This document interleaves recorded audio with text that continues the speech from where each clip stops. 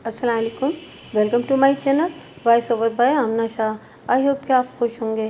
कहानी शुरू करने से पहले आपसे रिक्वेस्ट है कि अगर आपको मेरा कंटेंट पसंद आता है तो प्लीज़ मेरे चैनल को लाइक करें, सब्सक्राइब करें। आइए कहानी का आगाज़ करते हैं। इस रुमाल को पहचानती हो? जी, ये जीदा का है, वो बड़े वसूख से बोली। चंद रोज़ पहले ये रुमाल कहीं गुम हो गया था। आपको ये कहाँ से मिला? जाए वारदात से, मैंने गोलमोल जवाब दिया और पूछा कि जीते ने इस रुमाल को कहाँ खोया था? ट्यूबवेल पर थानेदार साहब, वो मजबूत लहजे में बोली। जीते ने नहाने के लिए अपने कपड़े उतारकर एक जगह पर रख दिए थे। ये रुमाल भी इन्हीं कपड़ों में शामिल था। जब जीदा नहाकर कपड़े पहनने लगा तो रुमाल गायब था। मैंने टटोलती हुई नज़र से रानी को घूरते हुए इस्तफसार किया। क्या इस वक्त जीदा के अलावा और लोग भी ट्यूबवेल पर नहा रहे थे? जी हाँ, वो सर को अस्बाती जुम्बिश देते हुए बोली। जीदे ने एक एक बंदे से अपने रुमाल के बारे में दरियाफ्त किया, लेकिन कोई भी इस बारे में कुछ नहीं जानता था। फिर जीदे ने क्या किया? कुछ भी नहीं थानेदार साहब, वो सादगी से बोली। सब्र करने के सिवा और उसके पास चारा ही क्या था? क्या तुम मुझे बता सकती हो कि? मैंने उसकी आंखों में झांकते हुए सवाल किया। जिस रोज़ जीदा का रुमाल गुम हुआ उसके अलावा ट्यूबवेल पर और कौन कौन नहा रहा था? मैं इन बंदों के नाम जानना चाहता हूँ। मैं इस सिलसिले में आपकी कोई मदद नहीं कर सकती थानेदार साहब, वो आजिज़ी से बोली। इस सवाल का दुरुस्त जवाब तो आपको जीदा ही दे सकता है। मैंने इस ख्याल के पेश नज़र रानी से ये सवाल किया था कि कहीं कोई साजिशी सोच का हामिल जुराइम पेशा शख्स जीदे को इस केस में फंसाने की कोशिश तो नहीं कर रहा था। ऐसा होना ऐन मुमकिन था। रानी से गुफ्तगू करते हुए मैं उकाबी निगाह से उसकी आंखों में और चेहरे पर नमूदार होने वाले तासुरात का भी बगौर जायज़ा ले रहा था। मेरे तजुर्बे और मुशाहिदे ने मुझे बताया कि वो दरोगोई से काम नहीं ले रही थी। ठीक है, जब जीदा से मेरी मुलाकात होगी तो मैं उससे ये सवाल ज़रूर पूछूंगा, मैंने ठहरे हुए लहजे में कहा। तुम मुझे ये बताओ कि वो फरीदाबाद कब गया है और उसकी वापसी का क्या प्रोग्राम है? वो जी इतवार की दोपहर का खाना खाकर घर से निकला था, उसने जवाब दिया। और आज यानी मंगल की शाम तक उसकी वापसी की उम्मीद है। अगर किसी वजह से आज ना आ सका तो फिर कल सुबह आएगा। मौजा फरीदाबाद बख्तपुर के मशरिक में लगभग 8 मील के फासले पर वाक़ था और जाहिर है फरीदाबाद जाने के लिए जंगल बख्तपुर के ठीक जुनूब में दरिया की दूसरी जानिब था। लिहाजा इस सब चार खाना रेशमी रुमाल का जंगल से मिलने का मतलब ये था कि वो जीदा की नहीं बल्कि किसी और बंदे की हरकत थी। रानी की ज़बानी में ये जान चुका था कि जीदा अपनी चाची नज़ीरा से मिलने फरीदाबाद गया था। उसने नज़ीरा से कुछ रकम लेना थी। जीदा भेड़ बकरियों और दीगर माल मवेशी की खरीदो फरोख्त का काम करता है। इसका बख्तपुर से बाहर आना जाना लगा रहता था। ठीक है रानी, मैंने जीदे की बीवी से मुखातिब होते हुए कहा। तुम्हारा खामिन फरीदाबाद से जैसे ही वापस आए तुम इसे मेरे पास थाने भेज देना। और हाँ, लम्हाती तवक्कुफ करके मैंने याद दहानी कराने वाले अंदाज में इजाफा किया, हमारे बीच जो भी बातचीत हुई है तुम उसका जिक्र किसी से नहीं करना, वरना जीदा किसी बड़ी मुसीबत में फंस जाएगा। जी मैं समझ गई, वो जल्दी से बोली। मैं आपकी हिदायत को याद रखूंगी और आपको किसी शिकायत का मौका नहीं दूंगी। मैं रानी के घर से निकलकर थाने आ गया। मैंने रानी के बयान की तस्दीक के लिए सब इंस्पेक्टर फजलदाद को एक कांस्टेबल के हमरा मौजा फरीदाबाद रवाना कर दिया ताकि ये पता लगाया जा सके कि जीदा अपनी नज़ीरा चाची से मिलने फरीदाबाद गया भी था या नहीं। इसी शाम अस्पताल से हाशू उर्फ हाशिम की लाश और पोस्टमार्टम की इब्तिदाई रिपोर्ट आ गई। इस रिपोर्ट के मुताबिक हाशिम की मौत इतवार और पीर यानी 12 और 13 अक्टूबर की दरमियानी रात निस्फ शब के आसपास वाक़ हुई थी। केमिकल एग्जामिनर की रिपोर्ट में हाशू की मौत का सबब जहर खानी को बताया गया था। इसे खाने में जहर मिलाकर दिया गया था जिसने उसकी जान ले ली। हाशू के मैदे में भी जहर के आसार मिले थे। मैंने इन मामलात को इसी वक्त भांप लिया था जब मैंने हाशू की अकड़ी हुई लाश को कमरे के फर्श पर पड़े देखा था। उसके नाक के एक नतने से खून निकलकर उसके होंठों के आसपास जम चुका था। हाशू बेचारे का इस दुनिया में कोई अजीज कराबतदार मौजूद नहीं था। मैंने ज़रूरी कार्रवाई करवाने के बाद हाशू की लाश को बख्तपुर भेज दिया, इस हिदायत के साथ कि इसकी तदफीन वगैरह के इंतजामात की तमाम तर जिम्मेदारी हवेली की होगी। मुझे हाशू जैसे बेज़रर इंसान की अलमनाक मौत का गहरा दुख था। मैं इसके लिए कुछ नहीं कर सकता था। बाकी वो रहा नहीं था। हाँ, मैंने अपने आप से यह ज़रूर किया कि मैं हाशिम की मौत के ज़िम्मेदार शख्स को जल्द से जल्द गिरफ्तार करके इसे अदालत से इबरतनाक सज़ा दिलाने की भरपूर कोशिश करूँगा। इस अहद ने मुझे अंदर बाहर से मुतमईन कर दिया था। 15 अक्टूबर बुध की सुबह मैं तैयार होकर थाने पहुँचा तो कांस्टेबल हनीफ को मैंने बरामदे में बेचैनी से टहलते पाया। मैं इसके नज़दीक से गुजरा तो उसने मुझे सलाम किया और साथ चलते हुए मेरे कमरे में आ गया। ये अंदाज़ा कायम करने में मुझे कोई दुश्वारी महसूस नहीं हुई कि वो मुझसे कुछ कहना चाहता था। मैंने अपनी कुर्सी संभाली और हनीफ को भी बैठने के लिए कहा।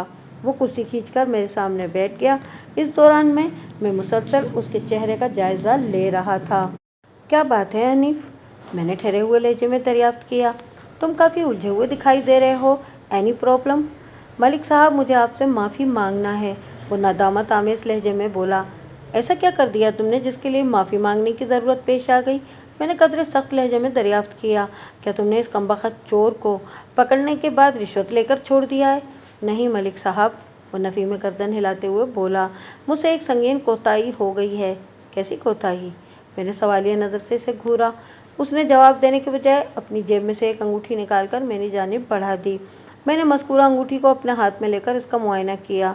वो चांदी की धात से तैयार करदा एक खूबसूरत अंगूठी थी, जिसमें एक तरतीब से 3 छोटे छोटे नगीने जड़े हुए थे, जिनमें एक यमनी अकीक और दूसरा सुर्ख मरजान और तीसरा बिल्ली की आंख से मुशाबा कैट्स आई यानी लहसैनिया था। मेरे मुहतात अंदाजे के मुताबिक इनमें से हर नगीना 2 से 2.5 किरात वज़न का था। ये तुम्हें कहाँ से मिली? मैंने सरसराती हुई आवाज़ में इस्तफसार किया। 2 रोज़ पहले जब हम हाशू के घर में मौजूद थे और आप हाशू की लाश का मुआयना कर रहे थे, तो मैं दूसरे कमरे में गया था जहाँ पर मैंने वो मसरूका संदली बॉक्स देखा था। वो वजाहत करते हुए बोला, इसी कमरे में मुझे ये अंगूठी पड़ी हुई मिली थी। मैंने इस ख्याल से अंगूठी को अपनी जेब में रख लिया था कि बाद में आपके हवाले कर दूंगा। बस फिर मेरे जहन से निकल गई। लम्हाती तवक्कुफ करके उसने पशेमानी भरी नज़र से मुझे देखा और अपनी बात मुकम्मल करते हुए बोला, यह अंगूठी मेरी जहन से तो निकल गई थी, मगर मेरी जेब में मौजूद रही। कल जब मेरी बीवी मेरे कपड़े धोने लगी तो उसने आदतन मेरी जेबों की तलाशी ली, जिसके नतीजे में यह अंगूठी उसके हाथ लग गई। पिछली रात उसने मुझे इस अंगूठी के बारे में बताया और आज सुबह मैं आपकी खिदमत में हाजिर हो गया हूँ। मैंने तहम्मुल और बुर्दबारी से हनीफ की वजाहत सुनी और जब वो अपनी कहकर खामोश हुआ तो मैंने मादिल अंदाज में कहा, तुम्हें नादिम या परेशान होने की ज़रूरत नहीं है। देर आयत दुरुस्त आयत। शुक्रिया मलिक साहब, वो सुक्का सांस खारिज करते हुए बोला। मैं तो डर रहा था कि इस गफलत पर आप मुझे बहुत ज़्यादा डांटेंगे। गुजरा हुआ वक्त कभी वापस नहीं आता हनीफ, मैंने गंभीर अंदाज में कहा। इंसान खता का पुतला है। हर इंसान अपनी ज़िंदगी में कभी छोटी और कभी बड़ी गलती ज़रूर करता है। ये एक आम और नॉर्मल सी बात है, लेकिन ऐसी खताओं से सबक सीखना ही इंसानियत है। मेरी बात समझ रहे हो ना? जी मलिक साहब, वो इस बात में गर्दन हिलाते हुए बोला और फिर पूछा, अब इस अंगूठी का क्या करना है? इसके मालिक की तलाश। मैंने एक एक लफ्ज़ पर जोर देते हुए कहा, अगर ये अंगूठी मरहूम हाशू की है तो फिर इसकी दरियाफ्त से ज़ेरे तफ्तीश केस को कोई फ़ायदा नहीं पहुंचने वाला, और अगर ये हाशू की मिल्कियत नहीं तो तब अगलब इम्कान इसी बात का है कि ये इसी रजील चोर की ज़ात से ताल्लुक़ रखती है, जिसने चौधरी की हवेली से संदली बॉक्स चुराया और हाशू को कत्ल करके जंगल के रास्ते कहीं फरार हो गया है। इस अंगूठी की मदद से मैं सांस हमवार करने के लिए थमा की मदद से मुजरिम तक पहुंचने में कामयाब हो जाएंगे। इतने में कांस्टेबल हैदर ने आकर इतला दी कि मलिक साहब जीदा आ गया है। मैंने उसे कमरे में भेजने के लिए कहा। जीदा अंदर दाखिल हुआ तो मैंने गौर से उसके चेहरे के तासुरात का जायज़ा लिया। वहाँ घबराहट और परेशानी का कोई नामो निशान ना था। मेरे पूछने पर उसने बताया कि वो जैसे ही घर पहुंचा तो बीवी ने बताया कि उसे थाने में बुलाया गया है, तो वो फ़ौरन हाजिर हो गया। उसकी बातों से सच्चाई झलकती थी। मैंने उससे कहा कि तुम्हें इस केस में फंसाने की भरपूर कोशिश की जा रही है। अब तुम मुझे बताओ कि बख्तपुर में तुम्हारा दुश्मन कौन है? मेरी तो खुद समझ में नहीं आ रहा कि ये सब हो क्या रहा है, वो बेहद उलझनज़दा अंदाज में बोला। रानी ने मुझे यहाँ पेश आने वाले वाक़यात के बारे में बताया है। सच पूछें तो मेरी किसी भी शख्स से कोई दुश्मनी नहीं है। मैं नहीं जानता कि मेरा रुमाल जंगल में कैसे पहुँच गया। रानी की ज़बानी मुझे पता चला है कि चंद रोज़ पहले तुम ट्यूबवेल पर नहा रहे थे। तो तुम्हारे कपड़ों के साथ रखा हुआ ये रुमाल अचानक गायब हो गया था। मैंने बदस्तूर उसके चेहरे के तासुरात का जायजा लेते हुए इस्तफसार किया, क्या उस दिन तुम ट्यूबवेल पर अकेले ही नहा रहे थे? नहीं जी, वो नफ़ी में गर्दन झटकते हुए बोला, मेरे साथ 3 लोग और भी नहा रहे थे। वो तीनों कौन थे? मैंने कहा, मुझे इनके नाम बताओ। शौकत, जीरा और मंजूर, उसने जवाब दिया। क्या तुमने इन तीनों से अपने रुमाल के बारे में दरियाफ्त किया था? मैंने तेज लहजे में सवाल किया। मैंने शौकत और मंजूर से पूछा था, जीदे ने बताया। उन्होंने अपने कपड़ों में भी मेरे रुमाल को तलाश करने की कोशिश की थी, मगर वो कहीं भी नहीं मिला। तुमने जीरा से क्यों नहीं पूछा? मैंने उसे घूरा। जीरा, जब मैं नहाकर फारिग हुआ और कपड़े पहनने लगा तो इसी वक्त मुझे अपने लिबास में रुमाल कहीं नजर नहीं आया था, और तब तक जीरा वहां से जा चुका था, इसलिए मैंने अपने रुमाल की गुमशुदगी के बारे में इससे नहीं पूछ सका था। अलबत्ता लम्हाती तवक्कुफ करके उसने एक बोझल सांस ली, फिर अपनी बात पूरी करते हुए बोला, अलबत्ता अगले दिन जब जीरा मुझे नजर आया तो मैंने उससे अपने रुमाल के गुम हो जाने का जिक्र किया था, लेकिन इस हवाले से उसने अपनी मुकम्मल लाइल्मी का इजहार करते हुए मुझसे हमदर्दी जताई थी। रुमाल कोई बहुत ही कीमती शय नहीं थी, इसलिए मैं भी उसे भूल भाल गया, लेकिन इस गुमशुदा रुमाल ने तुम्हारा ताक़ुब किया, जिसकी वजह से तुम इस वक्त थाने में हाजिर हो, मैंने मादिल अंदाज में कहा, और फिर उसकी आंखों में झांकते हुए कुरेदने वाले लहजे में कहा, क्या तुम्हें अंगूठी वगैरह पहनने का शौक नहीं है? तुम्हारे दोनों हाथों की उंगलियां खाली नजर आ रही हैं। बात के इख्तिताम पर मैंने उसके हाथों की तरफ इशारा करते हुए कहा, नहीं जनाब, मुझे ऐसा कोई शौक नहीं रहा। वो दो टोक लहजे में बोला, तुम्हारा ताल्लुक बख्तपुर से है, लिहाजा हाशु से तो तुम्हारी अक्सर मुलाकात होती रहती होगी। मैंने एक और जाविये से इसे घिसने की कोशिश की। क्या कभी तुमने हाशु की उंगलियों में कोई अंगूठी या अंगूठियां देखी थीं? जब मैंने कमरे के अंदर हाशु की अकड़ी हुई लाश का तफसीली मुआयना किया तो मुझे उसके हाथों की किसी भी उंगली में कोई अंगूठी नजर नहीं आई थी। जीदा से मैंने ये सवाल महज इसलिए किया था ताकि इस अंगूठी की तारीख और जोग्राफिये से आगाही हासिल कर सकूं, जो कांस्टेबल हनीफ को हाशु के घर के एक कमरे से मिली थी। 3 नगों वाली मज़कूरा अंगूठी मेरी मेज़ की दराज में रखी हुई थी। जीदे ने एक बार फिर नफ़ी में अपनी गर्दन को हरकत दी, फिर सादा से लहजे में बोला, नहीं जनाब, मैंने हाशु को कभी अंगूठी पहने हुए नहीं देखा था। और इस अंगूठी के बारे में तुम क्या कहोगे? मैंने सरसराती हुई आवाज़ में कहा, और 3 खूबसूरत नगीनों से मज़य्यन चांदी की वो अंगूठी जीदे के सामने रख दी। मज़कूरा दिलकश अंगूठी पर नज़र पड़ते ही इसकी आंखों में शनासाई की मखसूस चमक पैदा हुई, और फिर वो जज्बात से मामूर बिखरी हुई तस्दीक की आवाज़ में बोला, ये अंगूठी तो जीरे की है थानेदार साहब। मैं एक आसूदा सांस लेकर रह गया कि सनसनीखेज इंकिशाफ ने मेरे दिमाग और बदन को बहुत ज़्यादा मुतहर्रिक कर दिया था। मैंने ज़बानबंदी की ताकीद के साथ उसे जाने की इजाज़त दे दी ताकि वो घर जाकर आराम कर सके। उसकी हालत वाक़यतन दिगरगूं नज़र आती थी। वो मेरा शुक्रिया अदा करके रुखसत हो गया। जीदे के जाने के बाद मैंने सब इंस्पेक्टर को दोबारा अपने पास बुला लिया और ठहरे हुए लहजे में कहा, फजलदाद, जीदे को लाने के लिए तुम्हें कोई बंदोबस्त नहीं करना पड़ा था, लेकिन मसला अभी तक हल नहीं हो सका। अब मुझे बख्तपुर के एक बसनीक नज़ीर हुसैन उर्फ जीरा की ज़रूरत है। तो मेरी बात समझ गए ना? जी मलिक साहब, वो मुस्तैदी से बोला, मैं जीरे को पकड़ कर लाता हूँ। मैंने उसे जाने की इजाज़त देते हुए कहा, ठीक है। 2 घंटे के बाद फजलदाद खाली हाथ वापस आ गया। मेरे इस्तफसार पर उसने बताया, मलिक साहब, जीरा इस वक्त गाँव में मौजूद नहीं है। वो कहाँ गया है? मैंने पूछा। रसूल नगर, उसने बताया। मैंने जीरे की बूढ़ी माँ करीम बीवी से उसके बारे में मालूमात हासिल की हैं। जीरा अपनी छोटी बहन रुखसाना से मिलने रसूल नगर गया है। मैंने करीम बीवी को हिदायत कर दी है कि जीरा रसूल नगर से जैसे ही वापस आए वो इसे थाने भेज दे। यह हिदायत काफ़ी नहीं है फजलदाद, मैंने इस्तरारी अंदाज में कहा। रसूल नगर वजीराबाद का इलाका था और ये दूसरे ज़िले में वाक़ था। बख्तपुर से रसूल नगर तक अच्छा खासा फासला था। सब इंस्पेक्टर ने मेरी बात के जवाब में कहा। वो खासा उलझ गया था। मैं समझा नहीं मलिक साहब। क्या करीम बीवी से तुमने पूछा कि जीरा कब रसूल नगर गया है? मैंने सब इंस्पेक्टर के सवाल को नज़रअंदाज करते हुए पूछा। जी मलिक साहब, उसने उस बात में गर्दन हिलाई और बताया। करीम बीवी का कहना है कि जीरा 12 तारीख यानी इतवार की सुबह घर से रवाना हुआ था। मैंने तेज़ आवाज़ में इस्तफसार किया। और उसकी वापसी? इस बारे में करीम बीवी ने हतमी तौर पर कुछ नहीं बताया, फजलदाद ने जवाब दिया। اس کا کہنا ہے کہ جیرا منموجی اور اپنی مرضی کا مالک ہے، جب اس کا جی چاہے گا لوٹ آئے گا۔ جیرا کے گھر میں کل کتنے افراد رہتے ہیں؟ میں نے ایک فوری خیال کے تحت سوال کیا۔ صرف جیرا اور اس کی بوڑھی ماں کریم بی بی، فضل داد نے بتایا۔ جیرا کے باپ اسحاق کا کافی عرصے پہلے انتقال ہو گیا تھا۔ اولاد میں صرف یہی دونوں بہن بھائی ہیں، یعنی جیرا اور رخسانہ۔ رخسانہ جیرا سے 3 سال چھوٹی ہے اور رسول نگر میں اس کی شادی ہوئی ہے۔ جیرا اپنی بہن کی سسرال گیا ہے۔ یہ جیرا کرتا کیا ہے؟ میں نے پرسوچ انداز میں پوچھا۔ اس کے کام کاج کے بارے میں کچھ پتہ چلا؟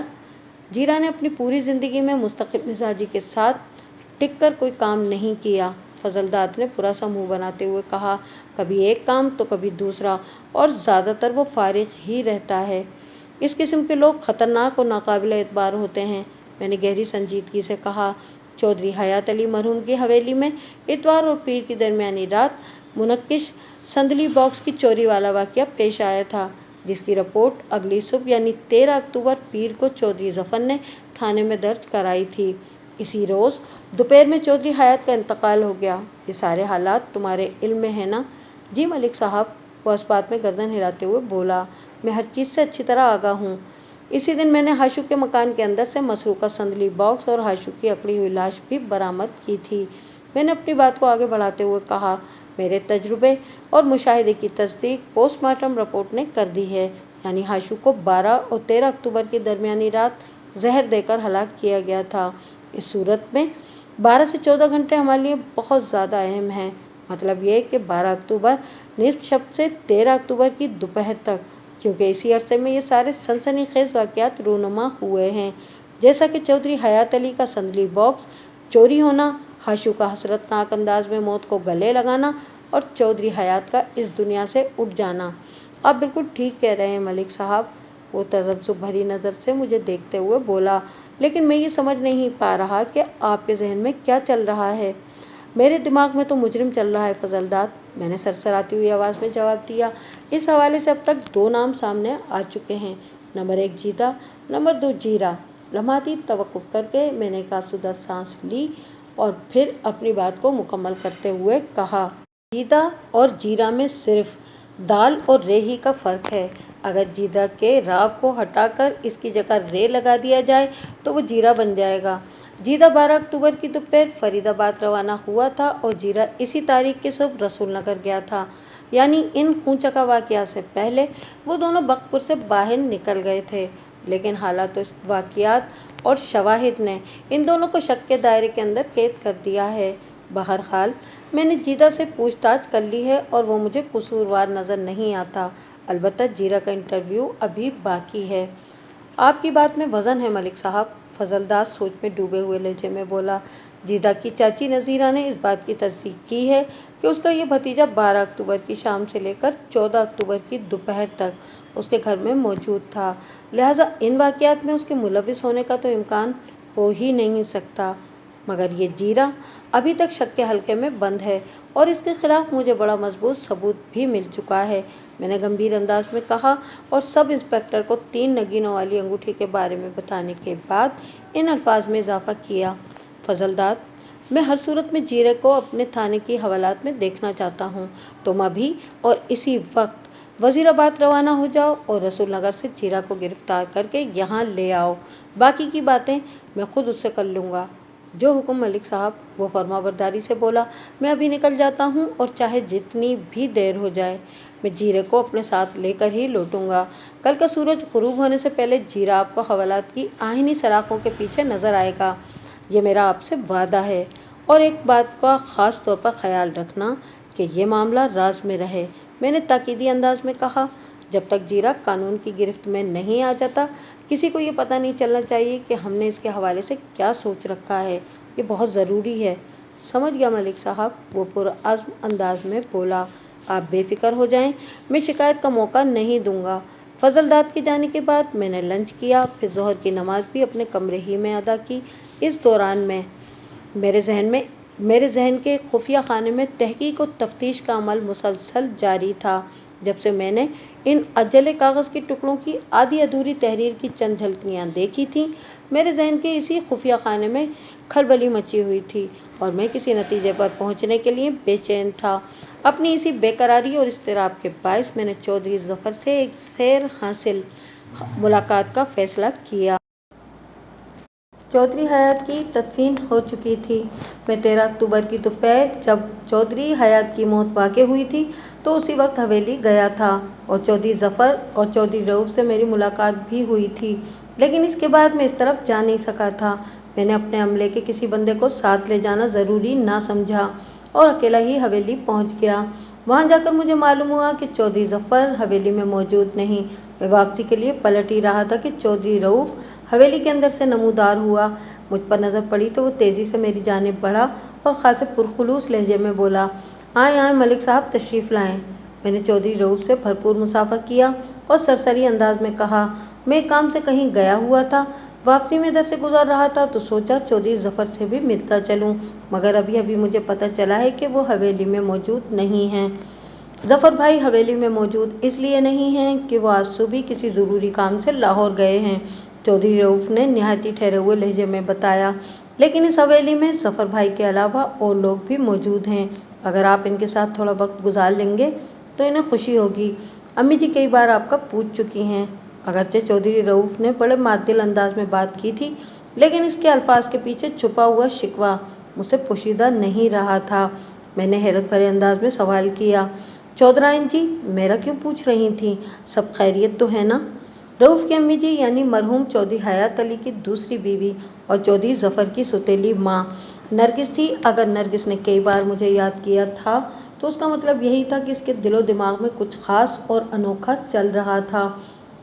खैरियत कहाँ मलिक साहब, चौधरी रऊफ ने मेरे इस्तफसार के जवाब में कहा। जिस औरत के सर का साईं इस दुनिया से रुखसत हो जाए उस पर क्या गुजरती है, इसका अंदाज़ा आपको बखूबी होगा। बड़े चौधरी साहब की मौत ने अम्मी जी को बुरी तरह मुतासिर किया है। लम्हाती तवक्कुफ करके उसने चौंक कर मुझे देखा, फिर माजरत खाना अंदाज में बोला, माफ़ कर देना मलिक साहब, मैं भी कितना बेवकूफ़ हूँ कि हवेली के गेट पर खड़े खड़े आपसे बात कर रहा हूँ। आप अंदर आ जाएं, फिर आराम से गुफ्तगू करते हैं। अम्मी जी से भी आपको मिलवाता हूँ, आपसे चंद बातें करके इनका दिल बहल जाएगा। मैं चौधरी रऊफ की इस खुलूस भरी पेशकश को रद्द न कर सका और उसकी मैयत में चलते हुए हमदर्दाना अंदाज में कहा, बड़े चौधरी साहब की मौत का मुझे भी बड़ा दुख है, लेकिन क्या करें, जिसकी जितनी लिखी होती है वो गुजारने के बाद एक दिन इसे वापस तो जाना ही होता है। यही इस दुनिया का दस्तूर है चौधरी साहब। अगरचे मैंने मबनी बर हकीकत बात की थी, लेकिन चौधरी रऊफ ने मेरे ख्यालात के जवाब में एक लफ्ज़ नहीं कहा। मैं इसकी रहनुमाई में इस अजीमुशान बैठक में पहुंच गया जहां 2 रोज़ पहले भी आ चुका था। चौधरी रऊफ ने मुझे एक सोफे पर इज्जत से बिठाने के बाद कहा, मलिक साहब आप तशरीफ़ रखें, मैं अम्मी जी को आपकी आमद के बारे में बताकर आता हूँ। मैंने इस बात पर सर हिलाने पर इत्तेफा किया। चौधरी रऊफ बैठक से निकलकर हवेली के अंदरूनी हिस्से में गायब हो गया। 10 मिनट के बाद 2 मुलाजमीन सामान्य खुर्दोनोश से लदी फदी ट्रे उठाए बैठक में दाखिल हुए और उन्होंने वो सारी अल्लाह की नेमतें मेरे सामने मेज़ पर चुन दी और जैसे वो खामोशी से आए थे वैसे ही चुपचाप वापस चले गए। 5 मिनट मजीद गुजरे तो चौधरी रऊफ अपनी वालदा नरगिस के हमरा वहाँ पहुँच गया। चौधरी मरहूम की बेवा चौधराइन को मैं आज पहली मर्तबा देख रहा था। वो बिलाशुबा हज़ारों में नहीं बल्कि लाखों में एक थी। सोगवारियत ने उसके हुस्न को सिवा कर दिया था। मुझे ये समझने में किसी दिक्कत से नहीं गुजरना पड़ा कि मरहूम चौधरी हयात अली क्यों नरगिस पर रेशा ख़त्मी हो गया था। नरगिस का आबदार हुस्न किसी भी मर्द के दिल को तहोबाला करने की ताकत रखता था। चौधरी रऊफ से हवेली के गेट पर मेरी अलेख सलेख हो चुकी थी। नरगिस ने मुझे सलाम किया, फिर दोनों माँ बेटा मेरे सामने लगे हुए सोफ़ों पर बैठ गए। नरगिस ने बड़ी शाइस्तगी से कहा, मलिक साहब आप कुछ ले क्यों नहीं रहे?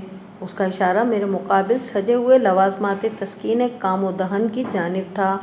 मैंने साफ गोई का मुजाहरा करते हुए कहा, मैंने दिन में बड़ा भरपूर खाना खाया है, सच पूछें तो किसी चीज़ की तलब महसूस नहीं हो रही। दिन को गुजरे भी काफ़ी वक्त हो गया। चौधरी रऊफ ने कहा, अब तो सेपहर हो रही है, आप कानून के तकाजे पूरे करने के लिए दिन भर दौड़ धूप में मसरूफ़ रहते हैं, आपको तो हर 2 घंटे के बाद खाने की ज़रूरत पेश आती होगी। खैर अब ऐसी भी कोई बात नहीं, मैंने चौधरी रऊफ की तरफ देखते हुए कहा, चलें जैसे आपको मुनासिब महसूस हो। नरगिस ने ठहरे हुए अंदाज में कहा, आप अपनी तबीयत और ज़रूरत के मुताबिक कुछ ना कुछ ले लें, हमें खुशी होगी। मैंने इन माँ बेटे की खुशी की खातिर अपना हाथ आगे बढ़ाते हुए पूछा, चौधरी ज़फ़र कब तक लाहौर से वापस आ जाएंगे?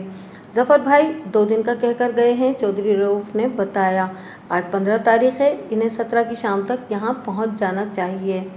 मलिक साहब, मुझे पूरी उम्मीद है कि आप इस कमीने चोर को पूरी शद्दोमत के साथ तलाश कर रहे होंगे, नरगिस ने मुझसे पूछा। आपको कानून पर भरोसा रखना चाहिए नरगिस साहिबा, मैंने मजबूत लहजे में कहा। मैं बहुत जल्द इस बज़ात चोर को माले मसरूका के साथ पकड़कर आपके कदमों में डाल दूंगा। इस कमबख्त ने बड़े चौधरी साहब का कीमती बॉक्स ही नहीं चुराया, बल्कि एक मासूम बेकसूर इंसान हाशू उर्फ हाशू का खून भी किया है। और इससे पहले मैंने दानिस्ता तवक्कुफ करके इन दोनों के चेहरों के तासुरात का जायज़ा लिया, फिर अपनी बात को आगे बढ़ाते हुए कहा। इस वाक़ये से 2 दिन पहले यानी 10 अक्टूबर बरोज़ जुमे की रात इस नामुराद चोर ने चक मूसा के एक वसनीक अल्लाह रखा के घर में भी नक़ब लगाई थी। वो बहुत ही शातिर और मौका परस्त चोर है, लेकिन वो ज़्यादा दिनों तक मेरी गिरफ्त से बच नहीं सकेगा। इन दोनों माँ बेटे ने पूरी तवज्जो से मेरी बात सुनी, फिर मायनाखेज़ नज़रों से एक दूसरे की तरफ देखा। मेरी छठी इसने मुझे बता दिया कि इनके जहन में कोई ख़ास बात है, कबल इसके कि इनमें से कोई लबकुशा होता। मैंने नरगिस की आंखों में देखते हुए कहा, चौधरी रऊफ़ ने थोड़ी देर पहले मुझे बताया है कि आप मुझसे मिलना चाहती थीं। चौधराइन जी, आपको मुझसे क्या काम है? रऊफ़ ने आपसे गलत नहीं कहा, वो चटानी लहजे में बोली। मैं काफ़ी दिनों से एक मामले की वजह से परेशान थी। मेरी इस परेशानी में इस वक्त अचानक बहुत ज़्यादा इजाफा हो गया जब चौधरी साहब की अलमारी में से वो कीमती मुनक्किश बॉक्स चुरा लिया गया और अगले ही दिन चौधरी साहब की मौत वाक़ई हो गई। मैं आपसे इसलिए मिलना चाहती थी कि अपने दिल का गुबार और दिमाग का बुखार आपके सामने निकाल सकूं, और ये सब चौधरी ज़फ़र की मौजूदगी में मुमकिन नहीं था। अच्छा हुआ आज आप खुद ही इस तरफ आ गए, वरना मैंने कल दिन में किसी वक्त थाने जाकर आपसे तफसीली मुलाकात का प्रोग्राम बनाया हुआ था। नरगिस के अंदाज और अल्फाज ने मेरे रगों पे में एक सनसनी सी दौड़ा दी। उसने जो कुछ भी कहा इससे फौलादी एतमाद झलकता था, जैसे इसे अपने बयान पर इतना ही पुख्ता यकीन हो जितना अपनी ज़ात पर। ऐसी कौन सी बात है चौधराइन जी? मैंने कुरेदने वाले अंदाज में पूछा।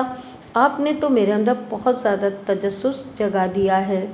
बताती हूँ, लेकिन पहले एक बात की वजाहत कर दूँ, उसने मादिल अंदाज में कहा। आप ये समझ लें कि चक मूसा में किसी चोर ने क्या किया, मुझे इससे कोई दिलचस्पी नहीं है। हाशू को जिस तरह मौत के घाट उतारा गया, मुझे उसका अफसोस तो है, मगर वो मेरा मसला नहीं है। चौधरी साहब का जो बॉक्स चोरी हुआ, इसमें रखे हुए हीरे जवाहरात, ख़ानदानी नवादरात, तलाई ज़ेवरात, नकदी, हत्ता के इस चोर से भी मुझे कोई ताल्लुक़ वास्ता नहीं जिसका ये सब किया धरा है। एक मिनट चौधराइन जी, मैंने कितना कलामी करते हुए कहा, आप तो इस केस की मुद्दईयत ही से दस्तबरदार होने की बात कर रही हैं। बिल्कुल नहीं मलिक साहब, वो पुरएतमाद अंदाज में बोली। जब आपको इस केस से जुड़े हुए मामला से कोई दिलचस्पी ही नहीं है तो फिर? बात के इख्तिताम पर मैंने सवालिया नज़र से उसकी तरफ देखा तो वो इत्मीनान भरे लहजे में बोली, मलिक साहब, आप पहले मुझे अपनी बात मुकम्मल करने दें, फिर आपको पता चल जाएगा कि मेरी तरजीहात क्या हैं। ठीक है, मैंने कंधे उचकाते हुए कहा, मुझे सिर्फ 2 चीज़ों से दिलचस्पी है मलिक साहब, उसने मेरी आंखों में झांकते हुए कहा, अपने शौहर की मौत और बॉक्स में रखी हुई कीमती दस्तावेज़ात। ओह, मैंने एक गहरी सांस खारिज करते हुए कहा, इन दोनों नुकात पर हम बात करते हैं। मेरा ध्यान खुद ही इन अजले कागज़ के टुकड़ों की तरफ चला गया था जो मैंने हाशू के सहन के एक कोने से उठाए थे और इस वक्त मेरी जेब में मौजूद थे। लेकिन पहले चौधरी साहब की वसीयत का जिक्र हो जाए। मेरे आखिरी जुमले ने इन माँ बेटे को इस तरह चौंका दिया जैसे मैंने अचानक इन पर कोई जहरीला सांप छोड़ दिया हो। इनके चौंकने में एक बेसाख्ता उछाल भी मौजूद था। आपको कैसे पता कि इस बॉक्स में चौधरी साहब की वसीयत भी रखी हुई थी? नरगिस ने हैरत भरी और बेयकीनी के साथ मुझसे पूछा।